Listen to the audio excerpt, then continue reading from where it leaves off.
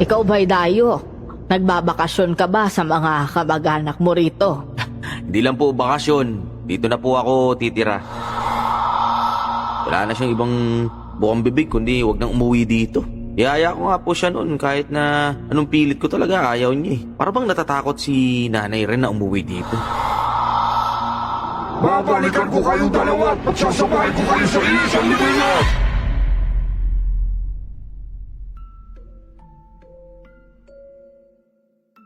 Magandang araw po sa inyo, Miss Soledad, at sa lahat ng mga sumusuporta sa channel ninyo.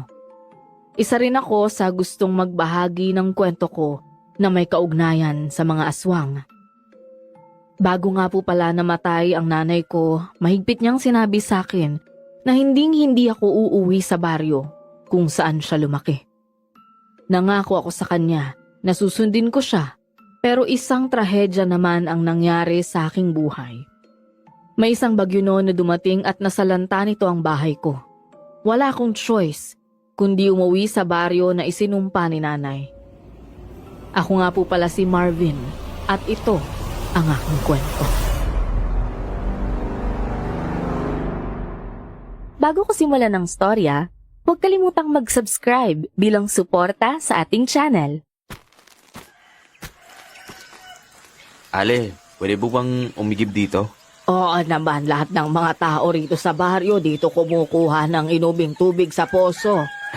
Kaya nga po napansin ko na rin simula kaninang umaga na maraming pumipila dito kaya nahiya naman akong makipagsabayan sa kanila. Ba't ka naman mahihiya? Teka sandali, ngayon lang kita nakita rito ah. Ikaw ba'y dayo? Nagbabakasyon ka ba sa mga kamag-anak mo rito? Hindi lang po bakasyon. Dito na po ako titira. Nanay ko po si Joanne, yung babaeng nakapangasawa sa Maynila.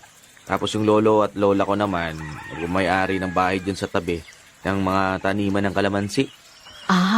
Oo, alam ko na. Nung namatay ang lolo't lola mo, hindi nakauwi yung nanay mo. Ayaw niya kasing umuwi rito eh. O bakit naman? Ewan ko sa kanya. Kahit ako, sinabihan niya noon na wag daw akong uuwi dito pero dahil sa nangyayaring bagyo, ayun, wala akong nagawa kundi dito na lang tumira. Kailan ka ba dumating rito? Bali magdadalawang araw na rin po. Baka may alam kayo na pwede kong pasukan na trabaho, Ali. Ay sige, pag may alam ako, sasabihan kita. Ano bang pangalan mo nang malaman ko? Marvin po. Ako po si Marvin. Marvin. Ako si Berna. Ay, mauna na ako. Masaya ako dahil umuwi ka. Tsaka itong kapatid mo, abay napaka-cute naman ang pisngi ng bata nga rin. Ay, kaya nga po, malusog po talaga yan simula talaga noon pa. Makalipas ang ilang araw, may isang babaeng dumating sa bahay. Kaidaran lang din siya ng nanay ko. Nagulat pa ako nang malamang malapit siyang kaibigan ni nanay noon. Kaya siya nandun dahil sinabihan daw siya ni Aling Berna na naghahanap ako ng trabaho. Oh, magkakilala rin po kayo ni Aling Berna? Oo, lahat namang kaming nakatira rito, puro magkakakilala. Naikwento niya sa akin na naghahanap ka raw ng trabaho kaya pinuntahan kita agad. Tamang-tama naman, umalis kasi yung katulong ko sa karinderya. Meron po kayong karinderya? Oo, maliit lang kasi nga kakaunti lang naman yung mga tao rito. Tama lang na may kikitain kahit papano. O ano, magtatrabaho ka ba? Opo, sige po. Salamat naman po at ako yung naisipan yung ipasok sa karinderya ninyo. Pangako ko po, aayusin ko yung magtatrabaho nang sa ganun wala kayong masabi. Mabuti naman. Huwag kang mag-alala, nandun naman ako palagi kaya matuturuan kita sa mga bagay na hindi mo alam. Sige po. Teka, kapatid mo ba ang batang to? Oo po, siya po si Mikay. Pwede naman na isama mo siya sa karinderya kasi wala ka namang mapag-iwanan sa kanya. Talaga po? Salamat po ha. Nang magsimula akong magtrabaho kay Ate Rosette at dinala ko nga si Mikay doon, maayos naman ang pakikitungo sa akin.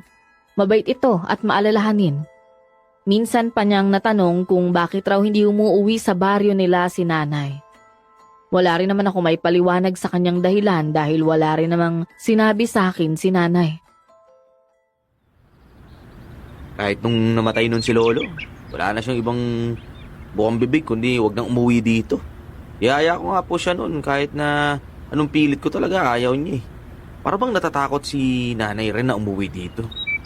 Alam mo bang matalik na magkaibigan yan ang nanay mo at saka ako? Aba, simula nung maliit pa kami, madalas na kaming magkasama hanggang magdalaga. Teka, kayo po ata yung kinikwento niya sa akin nung dati pa na kaibigan niya eh. Ano bang sinabi niya sa'yo tungkol sa akin? Ah, yun lang. Sabi niya nagkatampuan raw kayo bago siya umalis ng baryo. Ay nako, si Joanne talaga. Natural, magtatampo ako sa kanya kasi iniwan niya na ako. Pero hindi naman ibig sabihin no, negalit ako. Napatawad ko naman na siya, pero hindi ko akalain na patay na pala siya. Makalipas ang ilang mga linggo, bigla akong nanibago nang makilala ko ang tunay na ugali ni Ate Rosette. Hindi pala ito tunay na mabait, kundi sa una lang siya nagpapakabait. At habang tumatagal ako sa kanya, nakikita ko na ang kasamaan ng ugali niya. Palagi niya akong pinapagalitan kahit sa maliit na bagay. Isang araw pa, may matandang lalaki na kumain sa pwesto namin. Kinabahan ako bigla nung sumigaw ito ng galit na galit. Hoy, lalaki! Ano mo naman tong pagkain na binigay mo sa akin? Papakainin mo ba ako ng marumi? Ano po bang problema? Itong pagkain na binigay mo sa akin. Di mo, may ipis. Tingnan mo lumilitaw yung dalawang ipis sa isabaw. Ang dumi-dumi niyong magtrabaho dito sa karinderya ninyo. Mang Nestor, ano bang nangyayari? Ay, saka pa. Hindi ba't ikaw ang may-ari na karinderya na to? Dapat tinitignan mo muna kung maayos o malinis ang paggawa ng mga pagkain dito. Bago nyo ipakain sa mga customer ninyo. Meron po kasi siyang nakitang ipis sa sabaw ng ulam na in-order niya sa akin. Ano? May ipis? Paano nangyari yon? Ikaw talaga, Marvin. Hindi ba ilang beses na kitang sinabihan na ayusin mo yung trabaho mo? Hindi ko po kasi napansin eh. Huwag ka ng mga tuwiran. Ang mabuti pa, ikaw na ang kumain dyan sa in-order ng matandang yan. Kainin mo. Ayoko po. Bakit ko naman kakainin yan eh? May ipis na nga po eh. Kainin mo yan sa harapan ng mga customer ko dahil kapag hindi ka sumunod, hindi mo makukuha ang sahod mo. Tama yan. Parusahan mo siya nang sa kanya ayusin na niya yung trabaho niya. Gusto niya ata magkasakit pa ako eh. Ano pang hinihintay mo? Kainin mo na. Hindi ko po kakainin yan kahit anong mangyari. Makikisabat lang ho sa usapan ninyo. Hindi naman ho tama na pakain nyo sa kanyang pagkain na may ipis. Baka lang naman ho hindi niya napansin na may kakaiba pala sa pagkain bago niya binigay sa inyo. Iha, pwede bang tumahimik ka na lang? Dapat lang na pagbayaran niya yung kasalanan niyang ginawa niya sa akin. Kasalanan? Wala naman ho siyang kasalanan eh. Hindi nga niya alam kung bakit nagkaroon ng ipis sa pagkain nyo. Ang mabuti pa ho, pagpasensyaan nyo na lang itong lalaki kasi kawawa naman eh. Okay lang sa akin kahit ayaw niyong ibigay yung sahod ko, Ate Rosette. Napapagod na rin naman ako sa ugali ninyo eh. Kaya pala marami na yung sumusubok na magtrabaho dito pero hindi tumatagal kasi nga ganyan yung klase ng ugali na pinapakita ninyo. Bastos ka! Pagkatapos kitang bigyan ng trabaho, gaganyanin mo ako? Hindi na ako sumagot at umalis na ako sa karinderya. Ilang buwan ko ring tiniis ang ugali niya at ngayon na napahiya na ako, hindi ko yun palalampasin. Kinaumagahan, nang umigib ako sa poso, nag-cruise ulit ang landas namin ng babae. Miss. Pala, salamat dun sa pagtatanggol mo sa akin kahapon sa karinderya. Kasi ba naman mukha kang ewan dun kahapon eh. Siguro kung di ako sumingin sa usapan nila, baka pumayag kang kainin yung pagkain na may ipis, no? Nawa lang kasi ako sa'yo nun eh. Grabe ka naman sa akin. Kahit ganito lang ako, hindi naman ako estupido para kumain ng ipis, no? Eh anong balak mo? Pabalik ka pa ba dun sa karinderya? Hindi na. Doon lang ako magtatrabaho sa bukid nila lolo dati. Mas maganda pa doon, walang boss. Marami namang mga kalamansi na tanim sila lolo eh. Ang problema lang, itong kapatid ko, walang makakasama sa bahay. Kung sa bagay, basta marunong ka lang magtrabaho sa bukid, talagang mabubuhay ka naman eh. Pwede mo namang iwan sa akin ng kapatid mo eh, kung gusto mo. Uy, talaga ba? Oo! Tsaka mukhang magkakasundo naman kaming dalawa, si mabait siya eh. Sa babahay ninyo? O ba't ka naman nagtatanong? Gusto mo atang makain ng wala sa oras eh. Ha? Makain. Wala. Ibig sabihin, mauna na ako sa inyo. Mag-ingat kayo ah. Ayon kasi sasabi-sabi ng mga matatanda, yung poso na to may maligno raw. Doon daw sila nakatira sa malaking puno na yun, oh. Kita mo? Di mo ako matatakot no sa mga ganyan-ganyan mo. Nauna na nga siyang umalis. Maya-maya pa, nang paalis na rin ako, nakarinig ako ng boses na bumubulong sa akin. Nawala na rin sa isip ko ang kapatid kong si Mikay. Para bang dala ng hangin ang boses ni nanay na narinig ko na nagmumula sa malaking puno at tinatawag niya ang pangalan ko. Bigla akong kinilabutan, pero dahan-dahan akong naglakad papunta sa punong yun. Hoy! Ano ginagawa mo dyan? Ha? Kasi may narinig akong tumatawag sa akin dito eh. Ayan, naingkanto ka siguro, no? Hindi pala matatakot, ha? Sige na, mabuti pa sabay na lang tayo umuwi. Sabi ko na nga ba na mararanasan mo yung nararanasan ng iba kaya binalikan kita eh. Sige. Diyos ko, nawala sa isip ko si Mikay. Teka, mga palang pangalan mo? Marvin. Ako si Marvin, ikaw. Ako si Agnes. Sige na, tara na, umalis na tayo dito sa puso. At yung kapatid mo, bantayan mo lagi, hindi yung magpapadala ka sa mga boses na naririnig mo. Napalingon ako bago umalis sa poso. Hinila ko ni Agnes kaya sumama ako sa kanya. Hanggang isang gabi, halos hindi ako makatulog dahil nawala sa isipan ko ang boses ni nanay na tumatawag sa akin kanina. Lumabas ako at nagpahangin. Nakita ko ang matandang si Aling Berna na naglalakad papuntang kagubatan kaya tinawag ko. Aling Berna! Aling Berna! Oh, Marbe. Anong ginagawa ko rito? Ewan ko po sa inyo. Nakita ka kitang papasok dyan sa kagubatan kaya kita tinawag eh. Ano naman gagawin niyo dun sa ganitong oras ng gabi? Aba, ewan ko nga rin, Iho. Mabuti na lang nakita mo ko tsaka tinawag dahil kung hindi baka kung anong nangyari sa akin. Habang natutulog ako, naririnig ko yung boses na ang asawa ko na tumatawag sa akin kaya napalabas ako. Parang kagaya ata dun sa nangyari sa akin sa may poso.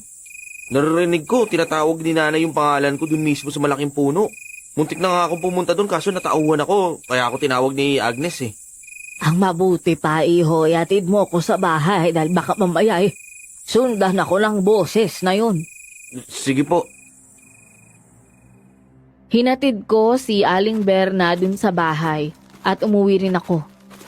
Kinaumagahan, dinala ko ang container para mag-igib sa poso. Kasama ko pa rin si Mikay. Hindi naman ako nagtaka nang makita kong maraming tao ron. Kasi gano'n naman talaga araw-araw. Ang pinagtataka ko lang ay kung bakit nagtatalo sila at mukhang may problema. Isa naman si Agnes sa lumapit sa akin at sinabi kung anong nangyayari. Bakit ba mukhang may pinagkakaguluhan sila dyan? Anong meron? Ano pa, edi may patay na matandang lalaki. Madalas naman yung nangyayari dito eh. Pero ngayon lang to na dito natagpuan ang bangkay sa poso. Madalas nangyayari na may patay dito? Teka, bakit naman? Ewan ko nga eh. Sabi ng mga matatanda, aswang daw yung dahilan kung bakit may namamatay. Tsaka usap-usapan nga rin dito sa amin na may mabangis na aswang na nakatira dito. Pero wala namang may alam kung sino. Ano? E di dapat magtulungan ng mga tao dito nang sa ganun mabilis nilang mahuli yung aswang na sinasabi nila. Minsan na nga naming nagawa yun pero wala naman nangyari. Mahirap huliin yung aswang eh. Nung nakaraan, mga madaming mga kalalakihan ang umiikot sa lugar pero 3 sa kanila natagpuang patay nang sumapit ang umaga. Maya-maya pa, narinig ko rin naman na nagsisihan ang mga tao sa bandang poso. Doon sila nag-uusap. Lahat sila ay natatakot sa mga nangyayari. Ni isa ay walang gumalaw sa bangkay. Dumungaw rin ako para makita ang sitwasyon ng bangkay at nilalangaw na nga ito. May malaking butas rin ang tiyan nito. Hindi titigil ang aswang na yan sa pambibiktima dito sa atin hanggat hindi tayo kumikilos. Napatayin siya. Ano naman ang laban ng mga ordinaryong tao sa aswang na yan? Ordinaryo lang tayo. Nakakalipad sila. Mauubos tayo pag pinilit nating labanan ng mga lintik na yan. Kung ganon, hintayin na lang ba natin kung kailan tayo mamamatay sa lugar na ito? Sino ba ang may lakas ng loob na labanan ang aswang na yan? Matanda na tayo, Nestor, at hindi tayo makakatulong na labanan ng mga aswang. Nadala na ako sa nangyari nung nakaraan. Muntik na akong mamatay nung subukan kong mag-isa para mahuli yung aswang na yun. Tama na nga ho yan. Ito talagang si tatay, kung ano-ano ang sinasabi. Alam ko naman na natatakot tayong lahat. Kaya dapat nga magtawag na tayo ng manggagamot para itaboy ang aswang na yan. Saan naman tayo hahanap ng magaling at matapang na manggagamot? Ilang manggagamot na ang sumubok, lahat naman nabigo. Hindi nila kayang labanan ng malakas na aswang na sinasabi nila. Ang mabuti pa mag-igib ka na, tsaka umalis ka na dito sa poso. Maya-maya kasi may dumating na mga tao na kukuha sa bangkay na yan para imbalsamuhin. Nakakalungkot naman tong nangyayari. Ay, talaga. Sa 2 buwan na nakatira ako dito, ganito rin yung nadatnan ko eh. Teka, 2 buwan ka pa lang dito? Nagbakasyon kasi ako dyan sa tsahin ko. Kaso hindi naman ako makaalis kasi nakikiusap nga na samahan ko daw muna siya kasi nga natatakot din. Ah, ganun ba? Kaya ikaw, Marvin, mag-iingat ka ah. May pagkamalayo pa naman yun sa ibang bahay yung bahay niyo. Kahit anong sigaw mo doon, wala makakarinig sa'yo. Oo, mag-iingat talaga ako. Kahit laki akong Maynila, naniniwala naman ako sa mga aswang at noon pa sinasabi din ni nanay yung mga pangontra sa aswang na dapat kong dalhin palagi. Kagaya nga nung asin at bawang. Pagkaalis namin sa poso, nagsaboy ako ng asin sa iba't ibang bahagi ng bahay ko. Bigla namang dumating ang isang lalaki sa bahay at nakita ko rin siya kanina sa poso. Ito yata yung anak ng matandang lalaki na nagalit sa akin dahil may ipis yung pagkain na binigay ko sa kanya sa karinderya. Ikaw ba si Marvin? Ah, opo, ako nga po. Ako ang anak ni Nestor. Nabalitaan ko yung nangyari sa karinderya kaya napaalis ka ron. Pasensya ka na sa tatay ko ganun lang talaga yun. Masyadong stricto pagdating sa mga kinakain niya. Ayos lang po yun. Siguro hindi ko rin po napansin na mayroong ipis yung binigay kong pagkain sa kanya. Kinausap ko na rin naman siya. Sinabi ko na hindi na dapat niya ginawa yun sa'yo dahil naghahanap buhay ka lang din. Alam mo kasi ang si tatay, ilang linggo na hindi talaga maganda ang modo.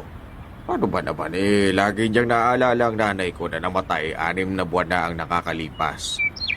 Ganun ho siguro talaga, namimiss niya ho yung nanay mo. Oo, sobrang namimiss niya. Ilang gabi na rin siyang bumapangon kasi tinatawag raw siya ni nanay sa labas ng bahay.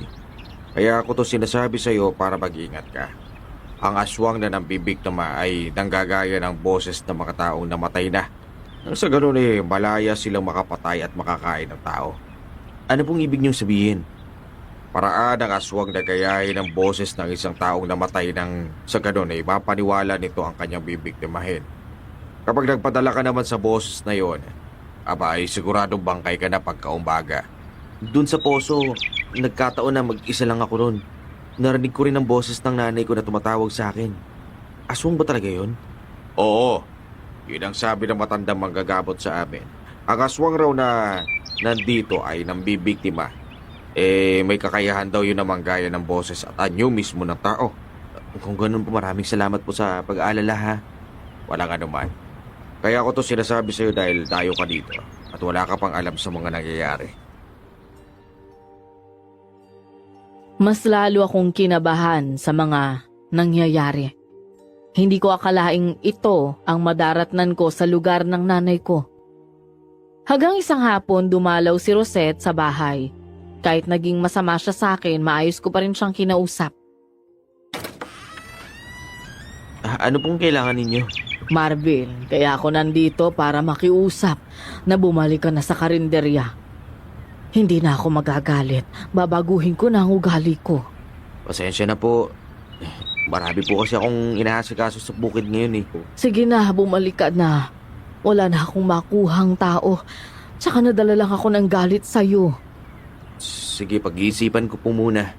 Sige, sana sa susunod na araw pumayag ka na bumalik sa pagtatrabaho sa akin. Teka, asa pala yung kapatid mo? Nasa loob po siya kumakain. Ay, naku, namimiss ko na rin yan si Mikay. Kaya gusto kong bumalik na kayo sa karinderya. Gaya nga po ng sinabi ko, pag-iisipan ko po muna. Sige po. Sa akin lang naman naiinis si Ate Rosette pero alam ko na gusto niya si Mikay. Bago ako pumunta sa bukid, kinausap ko si Mikay na wag mo nang lalabas hanggat hindi ako bumabalik. May nadali ko naman ang gagawin ko sa bukid pero takip silim na nang makauwi ako. Nadatnan ko si Mikay na umiiyak at kasama si Ate Rosette. Oh, ano nangyari? Ba't umiiyak yung kapatid ko? Bakit mo ba siya iniwan ng mag-isa? Alam mo bang muntik na siyang mahuli ng isang nilalang? Tingnan mo, ang dami niyang putik kasi nakipaghabulan yan sa isang nilalang na para lang makatakas. Anong nilalang naman kaya yun? Malakas ang kutob ko na aswang yun. Kaya gusto niyang makain itong kapatid mo. Sa susunod, wag mo nang iwan yan dito. Diyos ko, mabuti na lang walang nangyari sa kapatid ko. Pinaliwanag ni Mikay ang nangyari. Bigla raw na pumasok ang pangit na nilalang sa bahay at sinugod siya, pero tumakbo siya. Nagkataong nakita siya ni Ate Rosette at nataboy ng babae ang nilalang. Hanggang isang gabi naman nakita ko si Aling Berna na nagmamasid sa bahay. Lumapit ako para malaman kung anong pakay niya. Aling Berna, ano po ba yung hinahanap ninyo sa bahay namin? Kanina pa kita napapansin na parang nagmamasid ka. At hanggang ngayon, hindi pa kayo umaalis eh. Napadaan lang ako, Marvin. Pero aalis din naman ako pag nakita ko na si Mikay. Ito si Mikay? Ano naman po pakain niyo sa kapatid ko? Gusto ko lang makita ang kapatid mo kung malusog pa. Ang ganda ng katawan niya. Oh, ano ba naman kayo, Aling Berna? Hindi na ho kayo dapat pumupunta dito sa ganitong oras para lang makita kung malusog yung kapatid ko. Sige na po, malis na po kayo para awan nyo na. Ano namang masama kung gusto ko makita si Mikay? Aswang ba kayo at natitipuhan nyo yung kapatid ko? Sige na po, nakikiusap po ako, wag yung kapatid ko. Natakot ako nang tingnan ako ng matalim ni Ate Berna. Pero kaagad din naman itong umalis. Binalikan ko si Mikay sa loob ng bahay at niyakap. Kinaumagahan sinama ko ulit si Mikay para umigib sa poso. Nakasabay ko si Mang Nestor pero umiwas ako sa kanya. Siya itong unang lumapit sa akin at kinausap ako. Marvin, alam ko na hindi maganda ang naging unang pagkikita natin noon sa kalendarya. Kaya ngayon pa lang, humihingi na ako ng pasensya sa nagawa ko dati. Gutom na kasi ako ng mga oras na yon. Hindi ko naman akalain na gano'n ang mangyayari, nagalit lang ako. Wala na pong problema yun, Mang Nestor. Iintindihan ko naman po eh. Kapatid mo ba itong kasama mo? Opo, siya po si Mikay. Ilang taon na ba itong kapatid mo? 10 taon po. Pantayan mo na maigi itong kapatid mo. Dahil mataas ang posibilidad na isa siya sa bibiktimahin ng aswang. Kaya nga po eh. May tanong lang po sana ako tungkol kay Aling Berna. Ano naman yun, iho? Kagabi po kasi, nakita ko siya na umaali-aligid sa bahay namin. Tinanong ko siya kung ano po yung kailangan niya at ang sabi niya sa akin, gusto niyang makita si Mikay kung malusog pa. Nagtataka naman ako kasi parang may kakaiba sa mga kinikilos niya. Alam mo yun, parang bigla akong kinilabutan dahil sa mga sinabi niya. Totoo ba ang mga sinasabi mo? Opo, bakit po kaya siya ganun? Aba, ewan ko. Hindi ko naman ganong kakilala yung matandang yan. Bigla na lang yan dumating rito sa amin at tumira. Wala namang kaming karapatan na mag-question sa kanya kasi may sarili siyang lupa rito eh. Dahil sa sinabi sa akin ni Mang Nestor, napaisip ako na baka tama ang hinala kong aswang si Aling Berna. Kung matino siyang tao, hindi siya pupunta sa bahay para makita lang ang kapatid ko. Nag-isip ako ng paraan kung ano ang gagawin ko para hindi siya makalapit sa bahay. Ayos ka lang ba, Marvin? Opo. Bakit kaya walang magawa ang mga tao dito para matigil yung ganitong klase ng krimen sa atin? Kasi mahirap kalaban ang mga aswang. Isa pa napakagaling mambiktima ng mga lintik na yun. Kahit na ako ilang beses na rin akong muntik na mabiktima pero hindi lang natutuloy. Nasabi nga sa akin ng anak ninyo si Doming eh. Mabuti pa umuwi na tayo. Ay maya-maya marami na pupunta dun sa poso para maligo. Sige ho, Ako na lang po magbubuhat ng container ninyo. Kaya ko naman nabuhatin tong 2 container eh. Ay, salamat naman kung ganon. Nang naglalakad na kami pa uwi, pinag-uusapan pa rin namin ang aswang na pumapatay sa lugar. Kahit naman saang banda ng baryo, usap-usapan ng nilalang na kumakain ng sariwang karne ng tao.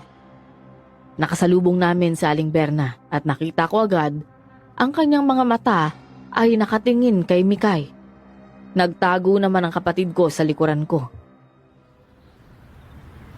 Berna! Pumunta ka na naman ba sa puso? Oo. At ano namang pakialam mo? Wala. Naikwento pala sa akin ni Marvin na ginawa mong pagmamasid sa kanilang bahay. Alam mo ba ngayon naiisip ko baka mamaya may dala kang salot na kaya nagkakaganitong baryo natin eh. Ay bakit ako sinisisi ninyo sa mga nangyayari? Naniwala ka naman sa lalaking bagong lipat laang dito. Ikaw din naman ay bagong lipat din. Ni minsan hindi ka namin pinag-isipan ng masama pero nang dahil sa sinabi ni Marvin, parang napapaisip na ako sa'yo. Wala akong pakialam kung anong iisipin ninyo. Alam mo naman siguro tahimik ang lugar namin bago ka dumating, di ba? Isipin mo yon. Ilang buwan ka pa lang dito pero marami lang namamatay. Iniisip mo ngayon na ako ang pumapatay? Mag-iingat ka sa sinasabi mo. Baka ikaw na ang sumunod. Ay, tinatakot mo pa talaga ako ano? Ay, hindi kita tinatakot. Dapat lang maging matalino ka kung sino ang dapat mong paghinalaan. Medyo mahaba pa ang sagutan nilang dalawa kaya inawat ko na si Mang Nestor. Nagulat ako nang biglang hinila ni Aling Berna si Mikay kaya umiyak ang kapatid ko. Binawi ko siya sa kanya at dahil hindi ko makontrol ang sarili ko nasigawan ko siya. Ano ba naman kayo? Natatakot na yung bata sa ginagawa ninyo eh. Wala naman akong ginagawa. Wala namang masama kung hawakan ko ang kapatid mo. Merong masama. Ang akala ko talaga mabait kayo eh, pero halata naman sa mga kilos ninyo na iba talaga yung mga pakay ninyo sa mga bata, lalo na sa kapatid ko. Ano bang pakay ko? Sige, sabihin mo kung matalino ka. Sige na, ayoko na bang makipagtalo sa inyo kasi mataas ang respeto ko sa mga matatanda. Tinuruan ako ng nanay ko na maging magalang sa mga matatanda. Pasensya na rin kayo, nasigawan ko kayo. Tara na nga Marvin, iwasan mo na yung matandang yan. Kahit anong iwas nyo, ako pa rin ang lalapit kapag gusto ko. Dali-dali naming iniwan ng matanda. Nang sa ganon, di na humaba ang walang kwentang usapan. Kinaumagahan muli ay dumating si Ate Rosette sa bahay. Nasabi rin daw sa kanya ni Mang Nestor ang tungkol sa pagmamasid ng matanda sa kapatid ko. Kaya sobra itong nag-aalala. Ginagawa ko naman po ang lahat para maprotektahan ng kapatid ko. Hindi ako papayag na masaktan niya si Mikay. Nagtataka lang ako kung bakit nagawa yun ni Aling Berna. Marami namang mga bata sa lugar na to. Pero ni minsan wala pang nakahuli sa kanya na nagmamasid sa ibang bahay. Dito lang talaga sa bahay ninyo. Ayoko nga sanang isipan siya ng masama eh. Kaso, yung mga kilos niya, yun yung nagsasabi kung anong gusto niyang gawin sa kapatid ko. Alam mo ba, ang weirdo ng matandang yun. Dati na siyang nakatira sa lugar na to pero kapag may ganitong patayan, umaalis siya. At natitigil rin ang patayan. Tapos pag bumalik, may masama na namang nangyayari. Ano? Oo, pero hindi namin talaga maisip na may kaugnayan siya sa mga nangyayari. Sa ngayon kasi naging palaisipan sa amin kung anong dahilan ng pagmamanman niya rito sa bahay niyo at bakit si Mikay ang gusto niyang makita. Hindi ko nga rin po alam eh. Basta ang malaga, hindi niya malapitan yung kapatid ko. Dahil hindi ko siya mapapatawad kapag may nangyaring masama kay Mikay. Huwag ka mag-alala. Masasagot ang tanong natin kung ano ba talagang matandang yon. Kumalat na rin kasi yung tungkol sa pagmamasid niya sa paligid ng bahay niyo at lahat nagtataka. Mabubulgar din ang pagkatao niya balang araw. Dahil doon napaisip ako na ito siguro ang dahilan kung bakit ayaw ni nanay na umuwi kami. Isang araw, paalis na sana kami ni Mikay papunta sa palengke. Saktong napadaan si Agnes sa bahay at nagtatanong kung tama ang dinig ko tungkol sa ginawa ng matandang babae. Hindi ko alam naman kasi na Ipagkakalat pala nila yun. Kaya ako lang naman yung nakwento kasi nag-aalala ako sa kapatid ko eh. Sana, naisip mo man lang bago ka nagkwento. Alam mo naman yung mga tao dito sa atin eh. Sobrang bilis na yan magpakalat ng mga chismis. Ang akin lang naman, paano kung mas may lalo pang magalit sa'yo yan si Ate Berna? Di mo naman ako masisisi eh. Kahit sino naman matatakot sa ginawa niya. Alam mo ba kung anong sabi nila? Mas mabuting makipagkaibigan ka sa mga aswang kaysa kalabanin sila. Kaya kung ako sa'yo, humingi ka ng tawad dun sa matanda para walang mangyari sa kapatid mo. Oh, teka, wala naman akong kasalanan sa kanya. Bakit ako hihingi ng tawad? Hindi naman sa kinakampihan ko siya ha, pero nakikita mo lang naman siyang nagmamase dito sa bahay nyo. Parang kung mali pala yung iniisip mo. Oh, hindi ako pwedeng magkamali, Agnes. Alam ko na tama kung ano man yung nasa isip ko. Noon pa man, napapansin ko rin naman yung pagkakaiba ni Aling Berna eh. Pero ni minsan, hindi ko yun pinuna. Mas pinili ko pa nga maging mabait sa kanya para maligtas ko yung sarili ko eh. Hindi ngayon, inaabin mo rin na iniisip mo rin siya na isa siyang aswang. Tama ba ako? Tumangulang siya bilang tugon. Nagkasabay pa kaming naglakad dahil papunta rin daw siya sa palengke. Nadaan na namin sina Kuya Doming at Ate Rosette na nag-uusap. Nang tawagin ako ni Doming, sumunod naman si Agnes papalapit sa kanila. Barbie, saan kayo pupunta? Sa palengke po, bibili lang ng gulay. Alam mo ba na simula nung kumalat ang balita sa pagmamasid ng matanda sa bahay nyo, hindi na siya nakikitang lumalabas. Kaya nga po eh, hindi ko na rin po siya nakikita. Mukhang tama nga ang hinala natin na aswang talaga yung matandang yun. Siya ata ang aswang na nanggagaya ng boses ng sa ganun ay makapambiktima ng tao. May nakakita ba na naging aswang matanda? Wala naman, pero haka-haka lang ito, sabi kasi ni Marvin eh. Pinakaayaw ko po kasi sa lahat yung nagbibintang sa kapwa eh. Ako kasi, hindi ako maniniwala na aswang siya hanggat walang pruweba. Mabait sa akin ng matandang yun. Hindi po ba sapat na pruweba yung sinabi ni Marvin na nahuli niyang nagmamasid ang matandang babae sa bahay nila at gustong makita si Mikay kung malusog pa? Tapos na po yun, ang mahalaga lang naman sa ngayon, hindi na niya inulit yung ginawa niya eh. Natatakot siguro na ulitin kasi nakatimbre ka na sa kanya. Marvin, akala ko ba nagmamadali ka? Umalis na tayo. Hinila ako ni Mikay, kaya nagpaalam na rin ako sa kanila. Hanggang sumapit ang gabi, nagulat na lang ako nang may bumukas sa pintuan. Isang babaeng aswang ang nakita ko. Mahabang buhok, nakadamit ng kulay puti. Nakita kong sasalakayin niyang kapatid ko pero niyakap ko si Mikay, kaya ako ang kanyang nakalmot sa likuran. Panay din ang tawa ng aswang habang dinidilaan ang kanyang kuko na may bahid ng dugo. Layuan mo kami ng kapatid ko! Umalis ka! Marvin, ako na bala sa kanya. Doon na kayo sa kwarto. Agnes, ikaw? Sige na, pumasok na kayo doon. Ako nang kakalaban sa kanya. Lintik ka. Hindi mo matitigilan ng bata. Mag-iingat ka, Agnes! Sige na, magtago na kayo. Gustuin ko mang umalis pero para bang hindi ko kakayaning tumayo dahil sa takot sa itsura ng aswang. Naglaban sina Agnes at ang aswang. Nakita ko may pinaplano ang dalaga doon sa aswang. Nasugatan niya yon at natalsikat pa ng dugong mukha nito. Hindi na nanlaban ang aswang, tsaka tumakas ito kay Agnes.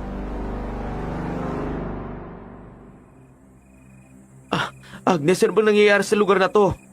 Ang sabi ko sa'yo, dalhin mo ang kapatid mo sa loob pero bakit hindi ka makaalis? Nangangatog na kasi yung tuhod ko sa sobrang takot eh. Buti na lang dumating ka. Kumalma ka na, wala na yung aswang. Teka lang, sasara ko yung pinto nang makapag-usap tayo. Sabihin mo sa akin, bakit pa niya ang tawa ng aswang na yun? Utik na yan. Nasugatan pa ako sa likod dahil sa kalmot niya. Talom ng kukoy. Ito yun lang haplas mo sa likod mo, makakatulong yan para hindi mamaga yung sugat mo. Sige, salamat. Grabe, nakita ko yung kilos mo. Grabe, galing mo naman. Ang bilis mo sa kantapang mo ah. Kailangan ko maging matapang para mapatay ang aswang na yan. Hindi mo palubusang kilala ang mga tao dito, kaya dapat hindi ka nagtitiwala. Agresibo ang aswang na yun at papatay siya kung kailan niya gusto. Ang kwento sa akin ni nanay noon, hindi naman daw ganyan yung mga aswang eh. Iba-iba sila. Ang tawag sa aswang na yon ay aswang na ik-ik. May kakayahan siyang manggaya ng wangis ng tao at pati boses para makapatay. Alam kong alam mo na yon pero mahirap kalaban yon. Pwede kanyang akitin gamit ang boses niya para mapatay ka. Teka, ano naman yung dapat kong gawin? Nagsaboy na rin ako ng asin at saka bawang sa paligid ng bahay ko pero bakit nagawa niya pa rin kaming pasukin? Matatakot lang naman sila sa asin pag sila mismo yung sinabuyan mo. Marami ding ipinaliwanag si Agnes sa akin pero iisa lang ang nasa isip ko. Kung sino ba talaga ang aswang na gustong kumuha sa kapatid ko. Walang iba kundi ang matandang babae. Mahigpit din akong binili na ng dalaga na mag-ingat sa mga taong nakakausap ko dahil posible raw na ito ay aswang. Meron siyang binigay na pulseras kay Mikay nang sa ganon hindi ito malapitan ng masamang nilalang. Gaano ka nakakasigurado na kayang protekta ng pulseras na yan ang kapatid ko, Agnes? Manggagamot ako kaya alam kong proteksyon yan sa mga masasamang nilalang. Sa katunayan ako ang gumawa niyan. Kaya ang gamit kong ito na hinampas sa aswang kanina ay tinatawag na buntot pagi. Ang alam ko kasi kapag ka manggagamot, malakas ang pakiramdam nyo. Yung tipong titignan mo lang ang isang tao, malalaman mo na kagad kung aswang sila o hindi. Ang akala nyo siguro madali lang ang ginagawa namin bilang manggagamot. Kung kami may ritual para malaman kung aswang sila o hindi, sila ganun din. Meron din silang anting-anting na ginagamit para protektahan ang sarili nila laban sa aming mga manggagamot. Hindi kaya ang matandang babae talaga yung aswang? Hindi ko siya pwedeng paghinalaan. Wala akong mahanap na ebidensya eh. Sa ngayon, hinaalam ko pa kung sino ang tunay na aswang. Matapos no, nagdoble ingat ako kahit nasa loob ng bahay. Kinaumagahan, niyaya ko ulit ang kapatid kong pumunta sa bukid para kumuha ng mga prutas. Sa di kalayuan, may narinig kaming sigaw. Kaya niyaya ko ang kapatid kong puntahan ang pinanggalingan nun. Nakita ko si Doming na sinasaktan si Aling Berna. Hayop ka talaga, matanda ka! Akala mo hindi ka na mahuhuli sa ginawa mo? Paliwala ka sa akin. Patay na sila nang makita ko. Wala akong kinalaman doon. Sinungaling ka talaga. Nakita kong bit-bit mo sila. Gagawa ka pa talaga ng kwento para na lang kaawaan ka at mapaniwala mo kaming lahat. Kuya Doming, anong nangyayari dito? Bakit tumudugo ang labi ni Aling Berna? Anong ginawa mo sa kanya? Itong babaeng ito, nahuli ko na bit-bit ang 5 manok at patay na. Kaya siguro wala nang namamatay dito sa atin dahil puro hayop naman ang tinitira niya. Bakit ba ayaw mong maniwala na hindi ako ang pumatay sa mga manok mo? Kukuha ko ng kahoy at nakita ko yung mga manok na yan na patay. Kaya ko sila binitbit para dalhin sa kanto nang sa ganun ay makilala kung sinong may-ari. Hindi ka talaga titigil sa pagpapaliwanag mo, ha? Grabe ng pagsisinungaling yan. May hawak na kahoy si Doming at pinalo niya yon sa paan ng babae. Napaluhod ang matanda sa sobrang takot. Sinundan pa yun ni Doming ng isang malakas na suntok sa sikmura. Nakonsensya naman ako na pagmasdan lang ang ginagawa ni Mang Doming kaya inawat ko siya. Tama na yan, baka mapatay mo siya eh. Ano naman ngayon kung mapatay ko siya? Dapat lang yan sa kanya dahil aswang siya, hindi ba? Walang yaka. Alam mo, wala akong kalaban-laban pero itong ginawa mo, mamamatay ka rin, Doming. Tandaan mo yan. Wala ka pa rin karapatan na bugbugin siya ng ganyan. Tama na yan. Pasalamat ka. Dumating itong si Marvin. Dahil kung hindi papatay talaga kita. Dito na kayo! Salamat, Marvin. Kung kayo man po ang gumawa ng ganon sa manok, sana hindi kayo nagpahuli. Alam nyo, Aling Berna, natatakot rin ako sa inyo lalong-lalo na para sa kapatid ko. Pero po kasi, baka patayin nila kayo kapag pinagpatuloy nyo pa yung ginagawa ninyo. Hindi ko naman sinasadyang makita ko eh. Tsaka totoo talagang sinasabi kong wala akong kinalaman sa pagkamatay ng manok niya. Sige na po, maiwan ko na kayo. Umuwi na po kayo at gamutin yung mga sugat ninyo. Pasensya na pala sa nagawa ko nung nakaraan. Natakot kayo ng kapatid mo. Hindi ko sana yun ginawa dahil mabuti kang tao. Sige na, okay lang po yun. Huwag na lang ho sana maulit. Talagang hindi na dahil ang lahat ng mga taong masasama na yan ay uunahin ko. Uunahin? Ibig sabihin papatayin mo sila? Mukhang nagmamadali nata ang kapatid mo, Marvin. Umalis na kayo, sige na. Makalipas ang 2 araw na balitaan naming nagkasakit si Doming. Sumusuka ng dugo. Pero nagawa niya pa rin tumambay sa kanto para ipagkalat ng matandang babae ang may kagagawa nun. Kahit nga ako, yun din ang naisip ko dahil galit ito sa ginawa ni Doming na pananakit sa kanya. Ikaw kasi, Doming! Bakit mo naman siya sinaktan na ganon? Tignan mo nangyari sa'yo, baka mamaya kinukulab ka na matandang yon. Kaya nga ho eh, dapat binigay mo na lang sa kanya yung manok nang sa ganon hindi ka nagantihan. Teka, ano po bang nararamdaman nyo, Kuya Doming? Sumasakit ang likod ko na para bang hinahampas ng kung ano. Saka sumusuka na rin ako ng dugo. Inangyari lang to kagabi matapos akong masaktan nung matandang yun eh. Hindi ako papayag na mawala ang anak ko dahil sa matandang yon. Kailangan natin siyang itaboy dito sa lugar natin. Sa tingin mo ba naman magkakaisa sa atin ng mga taga-baryo? Ay, oo! Dahil naniniwala silang aswang din ang matandang babaeng yon. Tutulong sila para mapaalis ito. Nang hapon ay nagpatawag ng meeting ang punong barangay. Pumunta lahat at napag-usapan nila ang mga bagay na yon. Gusto nilang mapaalis ang matandang babae dahil malaki na raw ang perwisyo niya sa lugar. Maraming sumang-ayon kaya si Ate Rosette na nag-isip ng plano. Kapag hindi siya umalis, susunugin natin ang bahay niya. Ang kinakatakot ko lang, baka mamaya manlaban eh. Aswang rin siya kaya hindi natin alam kung baka kaya natin siyang labanan. Grabe ang natamo niya sa aking bugbog kaya sigurado ako na hindi siya makakalaban sa atin. Ang dami-dami natin eh. Tapusin na natin ang kalbaryo ng mga kabaryo natin. Bukas ng tanghali natin siya susugurin para siguradong hindi siya magiging aswang dahil terik na terik ang araw.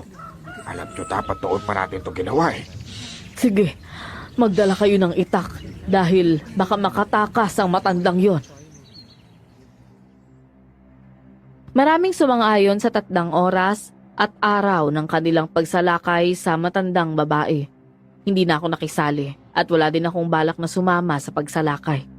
Ang gusto ko lang ay tahimik at matahimik sa lugar at wala na kaming kakatakutan ng kapatid ko.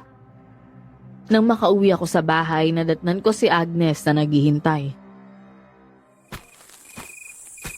Agnes, anong ginagawa mo dito? Wala, bala ko lang sanang mamasyal. Saan ka ba galing? Galing ako sa barangay. Maraming tao doon. Pinag-uusapan nila kung paano nila susugurin yung matandang babae bukas ng tanghali. Ha? Susugurin nila yung matanda? Oo, kasi nagkasakit si Doming at yung matanda yung sinisisi. Alam mo naman siguro na sinaktan ni Doming yung matandang babae, di ba? Naniniwala sila na gumanti yung matanda at kinulam niya ito kaya gusto nila lang itong mapalayas. Kung ganun, tutulong tayo sa kanila bukas. Oo, wala sana akong balak na tumulong pero dahil niyaya mo ko, di sige. Sige, nang sa ganun malaman natin kung ano ang mangyayari. Kinaumagahan, naghanda nga ang lahat para sumugod sa matandang babae. Sumama ako at ang kapatid ko. Hinanap ko si Agnes pero hindi ko siya nakita. Nang salakayin namin ang bahay ng matanda, wala na siya roon. Hindi! Mayroong Tomb Raider sa atin! Nakatakas ang matandang babae na ito! Sino kaya ang nagsabi sa matandang yun na susugurin natin siya ngayon? Aba, walang hiya na isahan tayo ah! Kung sino ang wala dito, pwedeng siya ang traidor sa samahan. Si Agnes lang naman ang nakakaalam ng plano natin kahapon eh. Sinabi ko sa kanya, wala rin siya dito ngayon. Ang ibig sabihin, isa din si Agnes sa traidor. Malakas ang kutob ko na siya ang nagtakas sa matanda. Ano naman kaya ang ugnayan ni Agnes at sa matandang babaeng yon?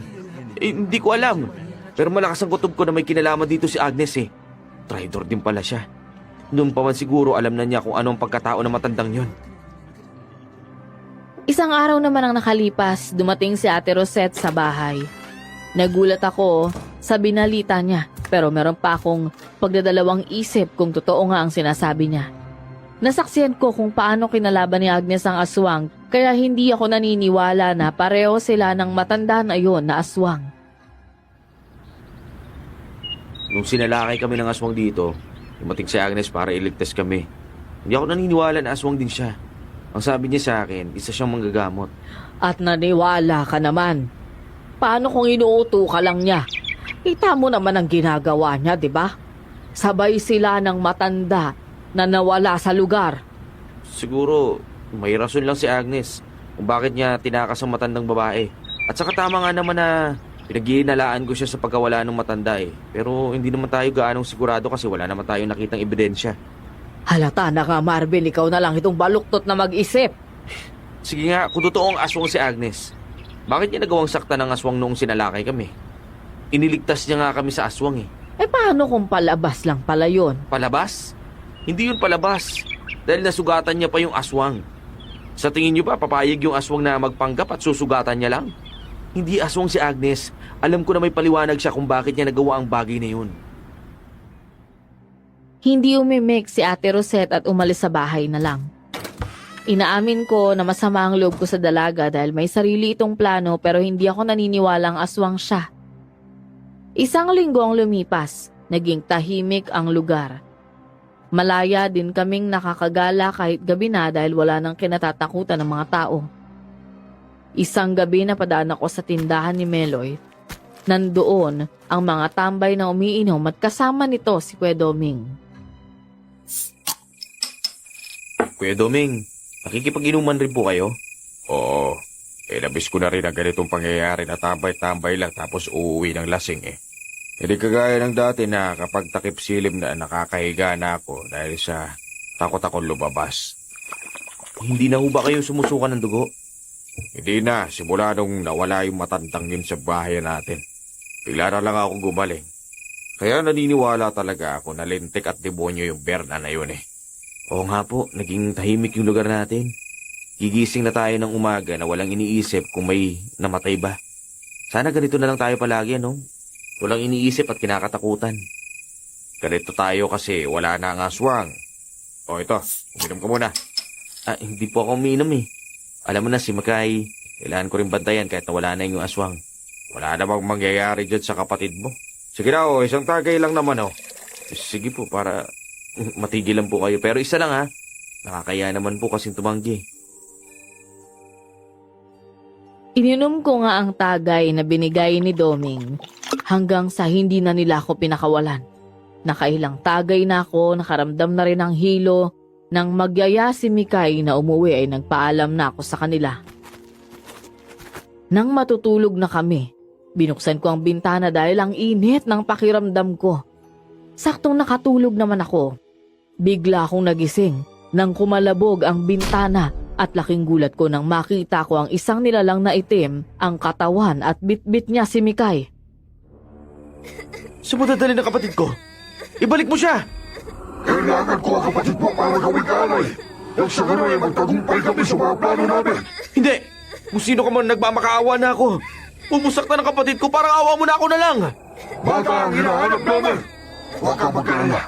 Isa ka rin sa mabibiktima sa oras na masakop ko na ang baliw nito. Hindi! Hindi ako makikinabang sa kademonyoan mo. Ilapag mo ang kapatid ko ngayon din. At ano ang gagawin mo? Lalaban ka sa akin? Hindi mo ko kakayanin, bata. Akin ang baril na to. At walang makakapigil sa akin. Ako ang pipigil sa'yo. Kung talagang matapang ka, ilapag mo yung bata at makipaglabang ka sa akin. Ikaw, may kasalanan ka pa sa akin. Sinaktan mo ang aswang na kanakamay ko ay magbabayad ka. Sabuyan mo siya ng asin ngayon na. Sinunod ko ang utos ni Agnes. Kinuha ko ang asin na nasa pinggan at tinabi ko kanina bago natulog. Sinaboy ko yun sa aswang kaya nabitawan niya si Mikay at bumagsak ang kapatid ko sa sahig. Malakas na umiyak ang kapatid ko dahil na rin siguro sa sakit ng pagkakabagsak niya. Kung sa tingin mo ay makakaya mo ako laban ng babaeng magkagamot, ay nagkakamali ka. Isa kang mahina dahil hindi mo alam kung sino ako. Hindi ko nga alam kung sino ka. Pero alam ko na kung anong totoong pagkatao ng aswang na ek-ek na kanang kamay mo. Pasasaan din at siya mismo magsasabi sa amin kung sino ka talaga. Alam ko na malakas kang aswang at meron kang pangotra, kaya hindi kita makilala. Tama ka. Meron akong pangotra laban sa iyo. At ngayon na nag-cross na ang landas natin, tatapusin na kita! Sige, dun tayo sa labas maglaban at wag dito para hindi ka makadamay ng mga inosente. Dahil doon, sinira ng aswang ang pintuan namin. At lumabas siya gaya ng napag-usapan nila ni Agnes. Inalalayan ko ang kapatid ko na makatayo. Nanood ako sa laban nila at pareho silang malakas at maliksi. Nahuli naman ng aswang ang braso ni Agnes pero nabitawan niya ito nang bigla siyang nasunog. Binuhat ko naman si Mikay at tinulungan si Agnes. Sinabuyan ko ng asin ang aswang. Sinasabi ko na nga ba isa ka sa mga kasagapan sa akin, Albert? Hindi matatapos ang linggo na ito na hindi kita mapapatay. Hayop ka kung sino ka man. Alam ko na kilala mo talaga ako. Hay! Tama na ang satsat! Babalikan ko kayong dalawa at pagsasamahin ko kayo sa iisang libingan! Duwag ka lang! Duwag ka kasi! Bakit siya tumatakas? Bakit hindi kanya nilabanan? Dahil paghahandaan niya ang muling pagkikita namin. Kayong dalawa pumasok na tayo sa loob. Hindi ka pwedeng umalis hanggat hindi ka nagpapaliwanag sa akin. Ano pa paliwanag ko sa'yo? Ikaw ang nagtakas sa matandang babae na yun, hindi ba? Oo, ako nga. Pero huwag ka mag-alala, hindi na siya makakapinsala ng ibang tao. Sinigurado ko yon. Anong ginawa mo sa kanya? At saka ano yung sinasabi mo na kilala mo na yung kanang kamay ng aswang na pangit na yun? Ang aswang na yun ay tinatawag na aswang na agaras. Kanang kamay niya ang ik-ik na walang iba kundi si Rosette. Ano? Aswang si Ate Rosette? Teka, paano ka naman nakakasigurado? Noon pa lang nararamdaman ko ng aswang siya pero hindi ko siya pwedeng patayin dahil malakas ang kutob ko na may iba pang aswang dito. Ngayon tama ang hinala ko kaya pwede ko na siyang patayin. At teka, hindi ako naniniwala sa iyo na isa siyang aswang. Kaya dito ka maniwala sa kanya. Palang sa buhay mo. Sa panaiinis din ako sa'yo kasi ang laki mong tanga. Ano? Teka, ano naman kasalanan ko sa iyo? Malalaman mo rin, pero hindi pa sa ngayon. Ay nako, sisingilin talaga kita. Bukas ng gabi babalik ako dito sa bahay mo ha. Tsaka ako na rin papaliwanag sa'yo kung bakit bigla akong sumusulpot. Tumalon si Agnes sa gitna ng kagubatan. Tama nga ako na hindi talaga siya aswang. Gulong-gulo din ako sa nalaman ko na si Rosette pala ay isang aswang at nagpapanggap lang din ito. Hanggang sa isang gabi na naman ang nakalipas, dumating nga si Agnes sa bahay. Saktong dumating siya nang makarinig kami ng pagaspas ng pakpak sa labas ng bahay at agad kaming lumabas. Tumambad nga sa amin ang aswang. Siya ba si Ate Rosette? Oo, alam ko talaga na hindi siya titigil hanggat hindi nila nakukuha yung kapatid mo eh. Si Mikay ang sadya nila. O baka ikaw. Yung aswang na agaras. Gusto niyang makuha si Mikay para ialay raw eh. Kung totoo man yun, hindi mo pwedeng ilapag yung kapatid mo dahil anumang oras pwede siyang dagitin ng aswang na ik-ik at ilayo sa atin. Teka, nag-aanda na siya para sumugod sa atin. Ito, holy water. Buhusan mo si Mikay para hindi siya malapitan. Sige, akin na. Ay, kahit kailan talaga, wala kang kadala-dala na aswang ka, no? Gusto mo yatang putulin ko na yung katawan mo para tumigil ka na eh, no? Humagikgik naman ang aswang at sinalakay si Agnes. Kagaya nung nakaraan, ginamitan siya ni Agnes ng buntot pagi, pamalo. Umilag din ng aswang para hindi matamaan yon. Hanggang sa nahampas niya ng kanyang pakpak si Agnes at muntik nang tumalsik ang dalaga. Nakaganti naman agad si Agnes at napalo niya ito sa likod kaya sumigaw ang aswang sabay takas. Agnes, ayos ka lang ba? Buti na lang hindi ka napuruan sa paghampas niya ng pakpak sa'yo. Kailangan na natin kumilos para mahuli natin ang aswang na yan. Teka, ano naman gagawin natin? Pupunta tayo sa bahay ni Rosette. Alam ko na naghihintay sa kanya doon yung agaras para malaman na rin natin kung sino siya. Teka. Paano naman tong kapatid ko? Sige nga, iwan mo dito yung kapatid mo. Talaga nag-iisip to eh. Malamang dalhin mo. Nagkakalit ka naman eh. Porket ikaw yung may kakayanan na labanan yung mga aswang na yun, ginaganyan mo na ako. Ano sa'yo yung drama nito? Huli ka na nga. Sige. Sumunod na ako sa kanya sa bahay ni Ate Rosette. Nadat na namin na nakapatay ang ilaw. Nag-usap kaming dalawa na dun kami dadaan sa likod ng bahay pero napaatras kami nang may dalawang lalaking nag-uusap dun. 2 lalaki at 1 babae. Ang palpak mo na bang gumawa ng plano, Rosette? Dapat nung nakita mo, dapat umatras ka na lang. Nagulat nga ako nang makita ko eh. Isa pa may kasalanan siyang nagawa sa akin. Nasugatan niya ako nun sa bewang, ngayon naman sa likod. Tingnan mo kung anong nangyari. Nakaganti ka ba? Hindi naman ah. Ang mahalaga hindi nila malalaman kung sino ang agaras. Yun lang naman ang importante. Kung pinainom mo na lang sana ng marami, edi sana nagtagumpay na ako na makuha ay kapatid niya. Sana nakakain na tayo ng preskang karne ng tao na taga Maynila. Paano ba naman? Kontrolado din ni Marvin ang kilos niya at ang inom niya. Pagkahalataan ako noon kapag pinweras ako. Mamaya na kayo magtalo. Kayong mag-ama talaga. Kailangan ko na magtulong kayo para mapawi ang sakit nitong sugat ko dahil sa buntot pagi na yon. Bakit kasi hindi mo na lang ginagamit yung kapangyarihan mo na gayahin ang boses ng nanay nila para makuha natin yung bata? Sa tingin mo ba uubra pa yon? Sinubukan ko na yun noong una pero hindi nga ako nagtagumpay dahil palaging nakabantay yung babaeng yon. Kahit ano pa yan, hindi naman ako kakayanin ng babaeng yon kung maglalaban na kami. Tingin ko, magkakampi yung manggagamot na yon at yung si Berna. Tingin ko nga tama ka ron. Nagpapanggap din sila na hindi magkakilala. Nang sa ganon mahuli nila kung ano ang tunay nating pagkatao. Ikaw rin naman ang may kasalanan kung bakit naramdaman ng manggagamot na yun na aswang ka. Kung hindi mo tinanggal ang anting-anting na binigay ko sa'yo, edi sana sekreto pa rin ang pagkaaswang mo. Nang malaman ko yon, nanginig ang katawan ko sa galit. Yung mga aswang na kinamumuhian ko ay nasa harapan ko lang pala at nakakasalamuha ko pa. Napaniwala nila akong tatlo na si Aling Berna ang aswang. Noong mga oras na yun, dumating si Aling Berna at may dalang tungkod na kulay ginto. Hiyang-hiya akong humarap sa kanya dahil isa ako sa humusga sa pagkatao niya. Kung nakinig lang sana ako kay Agnes, hindi rin ako nakapagbitaw ng masasakit na salita sa matanda. Aling Berna. Huwag ka munang magsalita. Hayaan mo kong gumanti sa mga aswang na yan dahil sa ginawa nila sa akin. Susugurin ko sila. Sabay na tayo, apo. Hoy mga aswang, nagkita-kita na rin tayo. Tagal ko tong hinintay. Pati lola ko nagsakripisyo para makilala kung sino kayo. Ikaw na naman, babae ka. Oo, dahil hindi ko kayo titigilan na hanggat hindi kayo napapatay. Kasama mo pa talaga tong matandang ko, no? Tama nga ako. Maglola kayo. Kamusta na, Doming? Oras na para maningil ako sa pambubugbog mo sa akin. Subukan mo, tanda. Paningil ka kung kaya mo. Walang iya ka, Ate Rosette.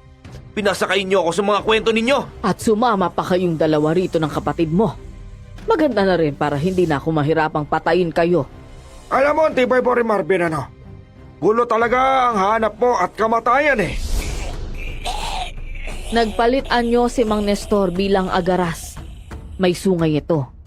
Mahaba ang buhok at maitim ang katawan. Si Ate Rosette naman ang naging aswang na ik-ik. Nagkaroon siya ng pakpak at lumipad sa ere. Kinagulat ko pa na pati si Doming ay nagpalit anyo rin. Naging malaking baboy ramo ito na maitim at lumabas ang mga pangil niya na kulay puti. Teka, anong klaseng aswang itong si Doming? Isa yung awok. Ako nang bahala sa agaras na tola. Hindi. Ako ang haharap sa kanya. At dyan sabok na bumugbog sa akin. Ipararanas ko sa kanila yung naranasan ko. Teka lang, may dala akong asin dito. Ilalapag ko lang si Mikay tapos itatago ko sa likuran ko. Hindi na naman nila malalapitan o masasaktan si Mikay dahil nabasa siya ng holy water. Aswang na agaras. Tayo ang maghaharap. Ay, nako. Naus ka nang magagamot ka, kaya hindi mo na ako managano. Naglaban sila ng aswang na agaras. Ginagamit ni Aling Berna ang tungkod bilang panangga sa malakas na pagsalakay ng aswang. Alam ko na may kapangyarihan ang tungkod nito dahil hindi magawang matamaan ng aswang ang matanda. Sabuhin mo ng asin yung ek-ek. May sugat na siya kaya alam kong hindi na siya ganun kalakas. Sige, sige. Haharapin ko lang yung awok na yan. Papatikim ko sa kanya yung galit ko dahil sa ginawa niya kay Lola. Ang akala ko ba, lola mo na tatapos sa awok na yan? Matatagalan pa siya bago matalo yung aswang na yun Dahil sinauna tong aswang na malakas. Ganun ba? Sige, ako nang bahala sa aswang na ek-ek. Sumalakay ang awok kay Agnes pero nailaga nito ang pagtalo ng baboy. Iwinasiwas ni Agnes ang buntot pagi. Nakahanda na sa pagsalakay ng awok. Nakita kong natamaan ng ulo niya ng awok ang tiyan ni Agnes. Pero gumanti din ng babae. Inampas niya ng buntot pagi sa likod ng awok. Binigyan ko si Mikay ng asin at pumayag siyang tulungan ako sa pagsaboy sa aswang na ik-ik. Umanda kayong dalawa sa akin. Malaki pa ang atraso ng nanay niyo sa akin. Pero dahil patay na siya, kayo na ang sisingilin ko. Ang sabi mo, matali kayo magkaibigan ni nanay. Paano siya nagkaroon ng atraso sa'yo? Siya ang dahilan kung bakit ako naging aswang. Dapat siya ang sisihin kung bakit ako nagkaganito. Anong ginawa ng nanay namin sa'yo? Siya naman talaga ang gustong niyang gawin ni Mang Nestor, kaso hindi niya kinain yung pagkain. Hinatid niya ang pagkain na yon sa bahay at pinakain sa akin. Inilihim niyang galing yon kay Mang Nestor. Totoo ba yung sinasabi mo? Oo! Siya naman dapat ang aswang sa ngayon, hindi ako. Kaya ayaw na niya bumalik dito dahil sinabihan ko siya na pag nakita ko siya, papatayin ko siya at ang pamilya niya. Ako din ang pumatay sa tatay mo dahil gusto kong gumanti. Sigurado ako na hindi alam ni nanay na may yanggaw ang pagkain na binigay niya sa'yo. Buntis siya kay Mikay. Nung umalis kayo, hindi ba? Kahit alam man niya o hindi, siya pa rin ang dapat nasisihin kung bakit ako naging aswang kaya huwanda kayo. Mikay, sabuyan na natin siya ng asin. Sumunod sa akin si Mikay kaya sabay naming sinabuhay ng asin ang ik-ik. Nasaktan din ako sa nalaman ko dahil nilihim yun ni nanay. Wala siyang sinabi tungkol sa nangyari sa kaibigan niyang si Rosette. Hindi namin tinantanan ang pagsaboy ng asin sa aswang hanggang umatras ito. Isang malakas na sigaw ni Agnes ang narinig ko nang makalmot siya. Agnes! Agnes, apo! Noong una pa lang, sinabihan ko na kayo na hindi niyo ko kakayanin. Ako ang sinaunang aswang na madalas nananalo sa mga laban kontra sa kapwa ko aswang. Kaya hindi ko inaasahan na isang babaeng manggagamot na to ang makakapantay lang sa akin. Traidor ka talaga. Bigla mo siyang inatake nang hindi niya namamalayan. Kaya mo siya nasaktan. O bakit? So tingin mo ba makikipaglaban ako ng pato sa inyong mga mahihinang manggagamot? Mahina pala. Tingnan mo kung paano ko patayin ang nag-iisang anak mo na gusto mong papalit sa trono mo. Tumakbo si Agnes na mabilis at patalon na nang sinalakay ang aswang na awok. Todo ilag ang baboy pero nagawa pa rin siyang mahuli ng dalaga. Nagkaroon ito ng sugat pagka-dampi sa kanya ng buntot pagi. Lumalaban din ito para makaganti at nakita ko ang punyal na nahulog mula kay Agnes. Pinulot ko yun. Kapag hindi mo na kaya, huwag mong pilitin ang sarili mo. Kaya ko to, Marvin. Hindi lang aswang na agaras o awok ang nakalaban ko bago ako nakarating dito. Sige, tutulong kami ng kapatid ko kahit anong paraan.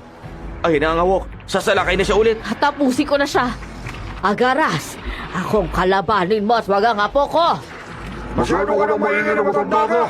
Dapat ka nang putulan ng dila para manahimik ka na. Naglaban naman ulit silang dalawa. Sumalakay ang awok kay Agnes pero nagulat ako nang bigla niyang lagpasan ng dalaga. Kundi ako talaga ang sadya niyang salakayin. Natumba ako sa lupa. Parang masusuka ako sa amoy ng hininga niya. Nadaig pa ang patay na daga. Tinara ko sa lig niya ang punyal ko. Papatayin kita! Ito pa! Tatapusin ka na namin! Sige ba? Hampasin mo siya ng hampasin! Nang so yun, dumami yung sugat kaya hindi na siya makalaban! Hindi ako papayag na may mabuhay pa sa inyong tatlo. Pero hindi muna kita papatayin. Kailangan mo pang mag-taste sa sakit kagaya ng ginawa mo sa lola ko. Masyado naman kayong abala sa pagbugbog sa awok na yan. Ito kayang si Mikay ang ihulog ko sa lupa mula rito sa itaas. Hindi! Paano mo siya nahawakan? Pinasana namin siya ng holy water kanina! Sa sobrang takot ng bata, pinagpawisan na siya at nawala na ang bisa nun.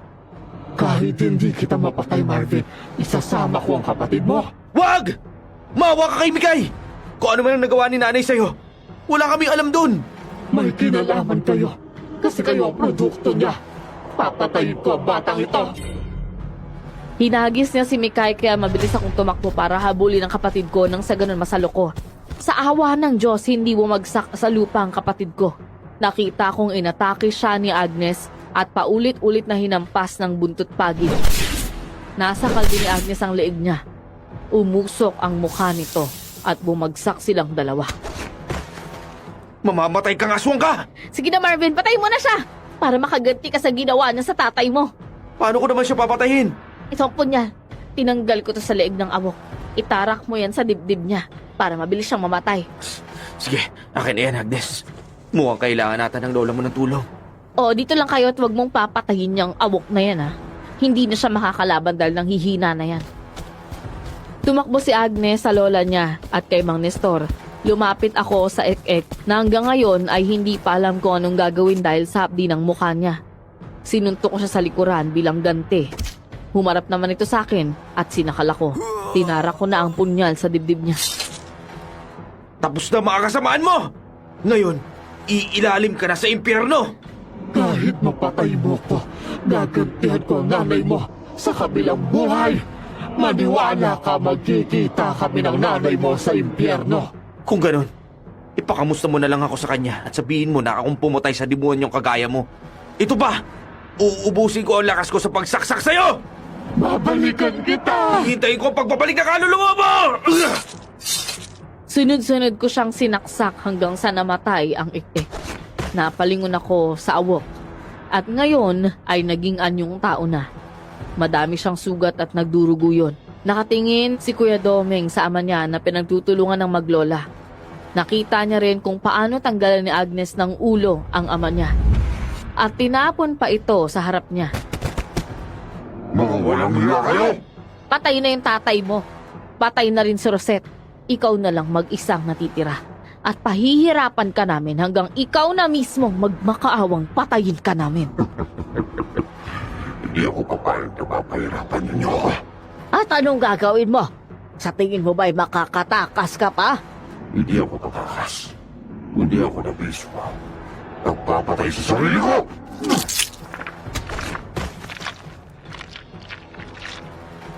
Dinukot ni Domeng ang sariling puso kaya namatay ito. Matapos ang labanan, bigla na lang natumba si Agnes. Binuhat ko siya papunta sa bahay. Ginamot siya agad ni Lola. At nakapagpahinga naman na ito ng maaga. Sumapit ang umaga, maraming pumunta sa bahay ni Rosette at nakita nila ang mga katawan ng mga ito na wangis aswang pa. Isa rin ako sa nagpatunay na aswang ang tatlong yon at naniwala naman sila dahil nasa harap na nga naman nila ang ebidensya.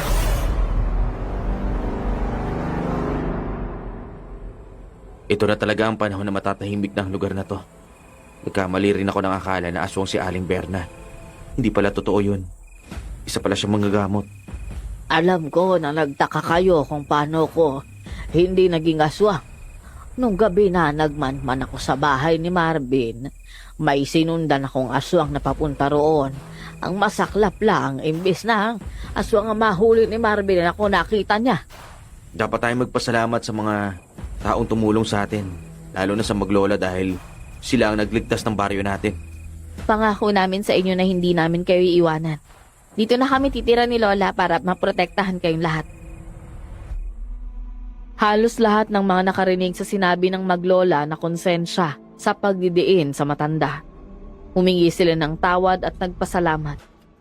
Lumipas ang mga araw, naging malapit kami ni Agnes. Tinuruan niya ako makipaglaban para proteksyon daw sa kapatid ko.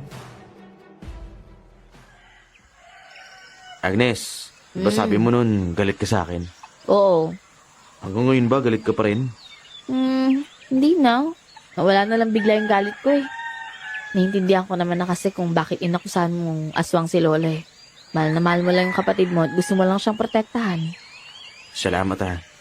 Sorry din, hindi ako nakinig sa'yo. Kaya pala noon pa man, hindi ka nasang-ayon sa mga sinasabi ko na aswang yung matandang babae dahil lola mo pala siya. Oo, nawa nga ako sa kanya nung binugbog siya ni Doming eh. Tapos na yun, Agnes. Ang mahalaga, magsisimula ulit tayo ngayon. Ipinagtapat ko kay Agnes ang nararamdaman ko sa kanya. Nagulat din ako nang aminin niyang may gusto siya sa akin. Kaya niya kami pinoprotektahan. Niligawan ko siya at sinagot niya ako hanggang nagdesisyon akong pakasalan siya. Sa ngayon po, Miss Soledad, isa pa lang ang anak namin. Naging maligaya at matiwasay ang buhay namin sa baryo. Sana po, nakaiwan ako ng kaunting inspirasyon sa lahat ng nakikinig. Hanggang dito na lang po ang kwento ko. Maraming salamat at more power sa inyong channel.